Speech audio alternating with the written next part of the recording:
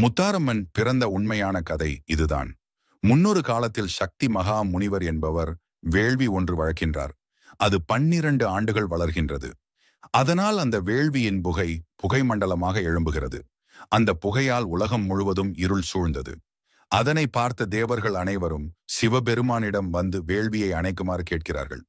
சிவபெருமானும் பார்வதி அம்மனை அந்த வேள்வி அணைத்து வருமாறு கூறுகிறார்.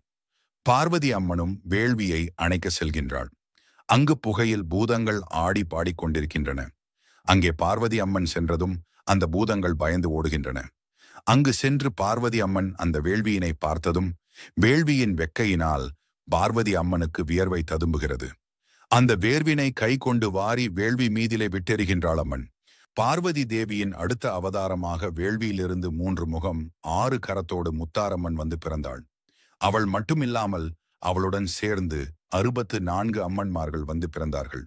யார் யாரெல்லாம் என்றால் முத்துமாலை உலகளந்தால் 3 முகம் கொண்டதாயார், முப்புடைய பேச்சு அம்மன் பூக்குடைக்குள் அமர்ந்தவள், புத்தூரை தோற்கடித்த சித்தூரை காத்தவள், பூதத்தின் மேல் ஏறிக்கொண்டு சாதிக்கின்ற நாச்சியார், கழகம் தழுகி வரும் உலகளந்தாள், கண்டகால பேச்சியோடு வங்காள பாச்சல்காரி, புலவர் புகழ்கின்ற பெரிய மாதா, ஒளிந்திட்ட பேறு பெற்று எழுந்திட்ட மாரியம்மன், கிளிமுத்தமிடுகின்ற பனிமுத்து மாலையாம், அன்னப்பிள்ளை போல் நடக்கும் சின்னப்பிள்ளை மாதா, பிள்ளை கழுத்தறுத்த இரக்க பலிகாரி, காசிவடு காசி உரை காத்திருந்த கருப்பாயி, வெண்ணநல்லூர் வீதியுடன் கண்ணநல்லூர் மாரியம்மன், வினையை அறுக்க வந்த மண்ணை ஒரு புண்ணியவதி, கீழத்து பெண்ணான மலையாள கண்ணாட்டி, எருமை கிடாவில் ஏறும் சொரிமுத்து மாலையம்மை, கொப்புறங்கள் காத்திருக்கும் கைப்பிரம்புகாரி, ஏழைக்கு முன் ஓலைக்காரி மலையாளத்து கண்ணாடி, முப்புடாதி மாதா, செப்படி வித்தை பதித்த சப்ரதேர்காரி, சீதனங்கள் பிரிய செல்வி மாதுளம்பு நிறத்தால் வேப்பங்குளைகாரியோடு 7 பிள்ளை மாதா,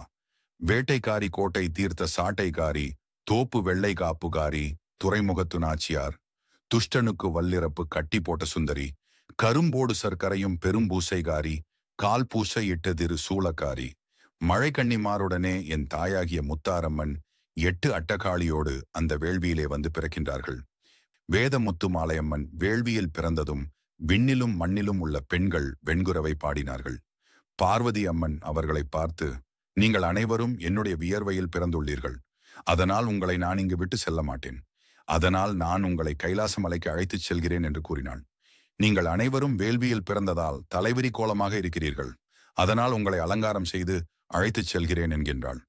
பார்வதி அம்மன் முத்தாரம்மனை அழைத்து இலகு தங்க சீப்பினால் தலை சீவி விட்டு முல்லைப்பூக்களை சூடு என்றார்.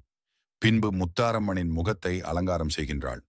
மஞ்சள் பூசி சாந்து பொட்டு, சந்தனம் பொட்டு, ஜவ்வாது பொட்டு, குங்கும பொட்டு வைத்துவிட்டு முத்தாரம்மனுக்கு தங்க நகைகள், கைக்கு வளையல், விரல்களுக்கு மோதிரம், விதவிதமாக நகைகள் போட்டு அம்மன்மார்கள் அலங்காரம் செய்து கொண்டார். பார்வதி அம்மன் அவர்கள் அனைவரையும் கைலாச மலைக்கு சிவபெருமானை பார்க்க அழைத்துச் செல்கின்றாள்.